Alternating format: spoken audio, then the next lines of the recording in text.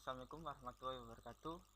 Kali ini saya akan menjelaskan tentang teori 1 basis data yang bertemakan review database 1.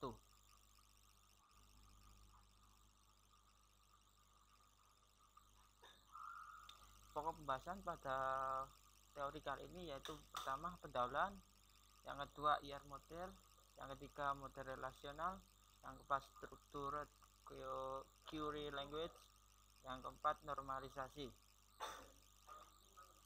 Tujuan belajar dari teori 1 kali ini yaitu yang pertama memahami database management system dan komponen utamanya, yang kedua memahami IR model dan dapat menggunakannya sebagai desain awal dari database, yang ketiga memahami SQL dan apa saja yang tercakup dalam bahasa SQL, yang keempat memahami konsep normalisasi dan dapat melakukan normalisasi data. Pada pendahuluan, pada saat sekarang ini, kesuksesan suatu organisasi tergantung pada kemampuannya menangkap data secara akurat dan tepat waktu dalam hal pengoperasian, pengaturan data secara efektif maupun penggunaan data untuk keperluan analisis. Kemampuan untuk mengatur atau mengolah jumlah data dan kecepatan untuk mencari informasi yang relevan adalah aset yang sangat penting bagi suatu organisasi. IR model adalah suatu gambaran dunia nyata yang diistilahkan dalam objek dan relasinya. IR model biasanya digunakan untuk mengembangkan inisial dari desain basis data. IR model menyediakan suatu konsep yang bermanfaat yang dapat mengubah deskripsi informal dari apa yang diinginkan oleh user menjadi hal yang lebih detail, presisi, dan deskripsi detail tersebut dapat diimplementasikan ke dalam database management system atau DBMS. Pada IR model terdapat beberapa komponen. Yang pertama adalah entity, atribut, dan himpunan entity. Entity atau entitas adalah objek dunia nyata yang dapat dibedakan dari objek yang lain. Dua, atribut. Atribut merupakan entity yang digambarkan atau dalam basis data dengan menggunakan himpunan atribut. Himpunan entity adalah komponen entity yang sejenis. Berikut adalah contoh dari entity, atribut, dan himpunan entity, yang mana pada contoh ini terdapat sebuah entitas yang bernama employees yang memiliki atribut SSN, name, dan load. Relasi dan himpunan relasi. Relasi adalah asosiasi di antara dua atau lebih entity atau entitas. Pada contoh di bawah ini yang mana terdapat dua entitas yaitu employees dan department yang memiliki sebuah relasi yaitu work-in. Lalu selanjutnya adalah himpunan relasi. Himpunan relasi adalah himpunan dari relasi-relasi yang jenis. Dalam contoh ini yang mana employees memiliki relasi dengan employees itu sendiri, sehingga gambarnya menjadi seperti tersebut.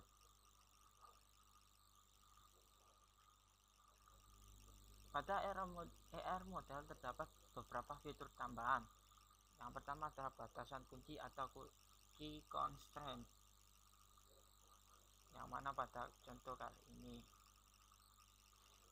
batasan kunci atau constraint memiliki beberapa macam. Yang pertama one to one, yang mana antara bagian kiri dan bagian pertama masing-masing hanya mempunyai satu relasi.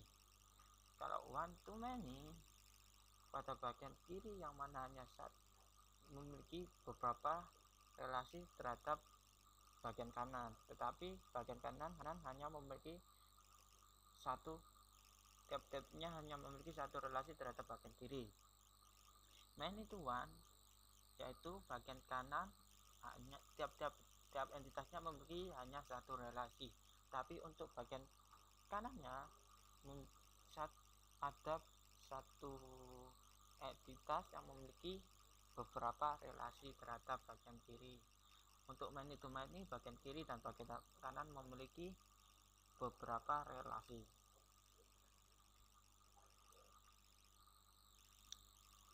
Fitur tambahan selanjutnya adalah batasan partisipasi atau partisipan constraint, yang mana pada contoh ini employees, entitas employee, dan departemen dan entitas departemen yang mana memiliki relasi partisipasi yang mana pada work in dan manage. Selanjutnya adalah entity lemah atau weak entity, yang mana entity ini tergantung pada entitas lainnya. Pada ini entitas dependence tergantung pada entitas yang ada pada employees, sehingga dependence termasuk entity yang lemah. Kemudian ada hierarchy class, yang mana seperti contoh ini terdapat ada entitas EMs, employees, dan contract EMs, yang mana terdapat satu relasi yaitu ISE yang memiliki 3 cabang, tapi untuk ini biasanya jarang digunakan. Dan agregasi seperti yang kata ini, yang mana suatu relasi digrupkan menjadi satu, menjadikan relasi dengan entitas lain. Tapi untuk proses ini biasanya jarang atau tidak pernah digunakan untuk kehidupan sehari-hari. Model relasional. Basis data relasional ada himpunan relasi.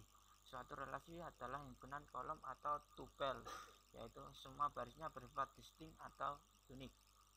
Relasi dibagi menjadi 2 bagian, yaitu instan dan skema. Contoh relasi, yang mana pada kali ini terdapat sebuah entitas student yang memiliki SID berupa string, name berupa string, login berupa string, X berupa integer, dan GPA berupa real. Kita dapat melakukan query pada beberapa tabel yang saling berrelasi. Jika terdapat tabel enroll yang berrelasi dengan tabel students dengan key field SID, seperti contoh di bawah ini, untuk menentukan grade-nya. Batasan integritas atau integrity constraint. Batasan integritas adalah suatu kondisi yang harus bernilai benar untuk suatu instan dalam basis data, misal batasan domain. Batas integritas ada 2, yaitu primary key constraint dan foreign key. Struktur query language atau SQL adalah bahasa database relasional yang dapat berdasarkan suatu standar. Bentuk SQL dasar adalah sebagai berikut. Yang pertama biasanya terdiri dari select, yang merupakan menyeleksi list yang ada pada suatu tabel, dan from untuk merupakan mengambil dari tabel yang diinginkan, dan where adalah sebuah kondisi di mana nantinya digunakan untuk mencari pada pada row berapa data itu akan ditampilkan. Pakai bagian sintaks dalam SQL, yang pertama ada from list pada clause from, yang kedua select list, yang ketiga kualifikasi pada clause where, kemudian kata kunci distinct dan nested query. SQL mendukung 5 fungsi agregat, yaitu count, sum, AVG atau average untuk mencari rata-rata, match, dan min. Normalisasi. Normalisasi atau perbaikan skema database. Latar belakang diperlukannya normalisasi adalah karena adanya penyimpangan informasi yang redundant. Ada beberapa bentuk dalam normalisasi. Pertama, bentuk normal pertama, yaitu first NF. Suatu relasi dikatakan dalam bentuk normal pertama jika dan hanya jika setiap atribut bernilai tunggal untuk setiap atribut bernilai tunggal untuk setiap barisnya. Seperti contoh di bawah ini adalah sebuah tabel di mana belum dilakukan normalisasi pertama, yang mana pada endang C pertama terdapat memiliki 2 hobi. Setelah melakukan normalisasi pertama, pada nama endang isi pertama hanya dapat memiliki 1 hobi, sehingga hobi yang lainnya harus membuat row baru. Lalu bentuk normal kedua, 2NF. Suatu relasi dikatakan dalam bentuk normal kedua jika berada dalam normal pertama dan setiap atribut bukan kunci memiliki ketergantungan sepenuhnya terhadap kunci primer. Berikut ada contoh di mana belum dibentuk ke dalam normal kedua, yang mana terdapat NIP, nama, mata kuliah, dan nilai. Setelah melakukan normal kedua, hanya akan muncul NIP, mata kuliah, dan nilai, dan tabel kedua berisi NIP dan nama. Ini didesain untuk membagi menjadi dua tabel sehingga mempermudah proses untuk pencariannya. Bentuk yang selanjutnya adalah normal ketiga atau TNF, yaitu suatu relasi dikatakan dalam bentuk normal ketiga jika berada dalam normal kedua dan setiap atribut bukan kunci tidak memiliki ketergantungan transitif terhadap kunci primer. Berikut ada contoh di mana belum terbentuknya normal ketiga, yang mana pada tabel tersebut terdapat kode proyek, nama, dan alamat kota. Setelah melakukan bentuk normal ketiga terdapat menjadi dua tabel, yaitu yang pertama tabelnya berisi dengan kode proyek dan nama. Setelah itu kedua berisi dengan nama dan alamat kota, yang mana tabel itu saling berrelasi. Sekarang kita akan membahas tentang latihan soal yang terdapat pada teori 1. Tugas pertama adalah gambarlah sebuah diagram IR yang menggunakan informasi di bawah ini. Perusahaan rekaman Norton memutuskan untuk menyimpan semua informasi mengenai musisi yang mengerjakan albumnya sebelumnya dalam perusahaan lain dalam sebuah database. Pihak perusahaan menyewa Anda sebagai desainer database dengan biaya konsultan sebesar $2.500 per hari. Setiap musisi yang melakukan rekaman di Norton mempunyai SSN, nama, alamat, dan nomor telepon. Para musisi yang dibayar lebih rendah akan mendapatkan alamat yang sama dengan musisi lain, dan satu alamat mempunyai satu nomor telepon. Kedua, tiap instrumen yang digunakan untuk merekam berbagai macam lagu di Norton mempunyai nama, contoh gitar, synthesizer, flute, dan kunci musik, contoh C, B flat, E flat. Lalu, tiap album yang dicatatkan di Norton mempunyai judul rekaman, tanggal copyright dengan format, contoh CD atau MC, dan sebuah identifikasi album. Tiap lagu yang dicatat di Norton mempunyai judul dan pengarang lagu, dan tiap musisi mungkin membutuhkan beberapa instrumen, dan tiap instrumen dapat dimainkan oleh beberapa musisi. Tiap album mempunyai beberapa lagu di dalamnya, tapi tidak ada lagu yang muncul bersamaan pada satu album. Tiap lagu dibawakan oleh satu atau lebih musisi, dan seorang musisi bisa membawakan beberapa lagu. Dan tiap album dibawakan sebuah musisi yang berperan sebagai produser. Seorang musisi bisa menghasilkan beberapa album. Nah, berikut bukan jawaban dari soal teori yang pertama. Yang pertama terdapat entitas alamat musik yang terdiri dari alamat, nomor telepon, dan alamat merupakan primary key-nya, dan memiliki relasi terhadap musisi yang mana relasinya berupa memiliki, dan musisi memiliki atribut SSN dan nama. SSN-nya merupakan primary key dari musisi. Musisi memiliki relasi terhadap instrumen, yaitu relasinya berupa memainkan, yang mana entitas instrumen memiliki atribut berupa kunci musik dan nama. Kunci musik tersendiri merupakan primary key dari instrumen. Lalu, musisi memiliki relasi lagi dengan album dan lagu. Pada relasi album memiliki relasi berupa memiliki, yang mana pada entitas album memiliki atribut berupa album ID, format, tanggal rekaman, dan tanggal produksi. Dan untuk musisi yang relasinya dengan lagu, yang berupa relasi berupa membawakan, yang mana lagu itu terdiri dari atribut berupa lagu ID, judul, dan pengarang, yang mana lagu ID merupakan bermeki dari lagu.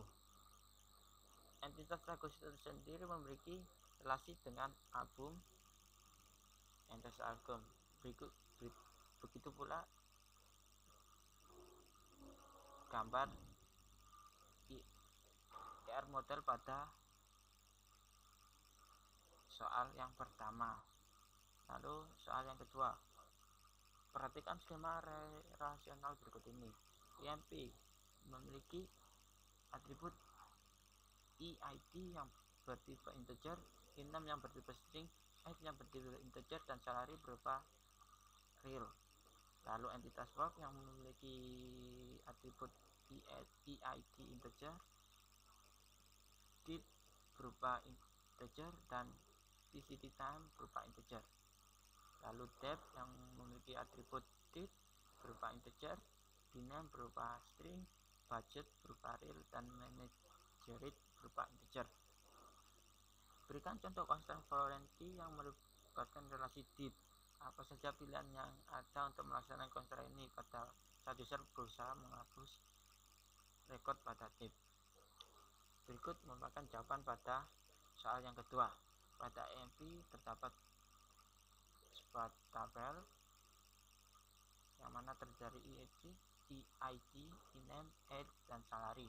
Yang untuk dip memiliki atribut berupa dip, name, budget, dan manager ID. Dan untuk work yang merupakan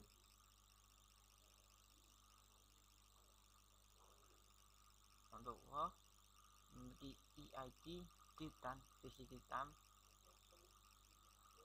Begitu, inilah merupakan jawaban pada soal yang kedua. Lalu soal yang ketiga, lakukan normasi pada data tabel kuliah yang memiliki atribut kode kuliah, nama kuliah, SKS, semester, nama dosen, dan waktu kuliah dan ruang. Berikut adalah tabel pada kuliah yang mana atributnya terdiri kode kuliah, nama kuliah, SKS, semester, nama dosen, waktu, dan ruang. Ini merupakan contohnya. Pertama, pada mata kuliah terdiri dari kode kuliah, nama kuliah, SKS, dan semester. Untuk dosen hanya terdiri dari kode dosen dan nama dosen, dan jadwal kuliah yang mana ada kode kuliah, kode dosen, waktu, dan ruang, yang mana pada ini yang saling berrelasi. Mata kuliah berrelasi dengan jadwal kuliah, dan dosen juga berrelasi dengan jadwal kuliah. Itu pula jawaban dari soal yang ketiga. Sekian penjelasan teori pertama tentang review database 1. Wassalamualaikum warahmatullahi wabarakatuh.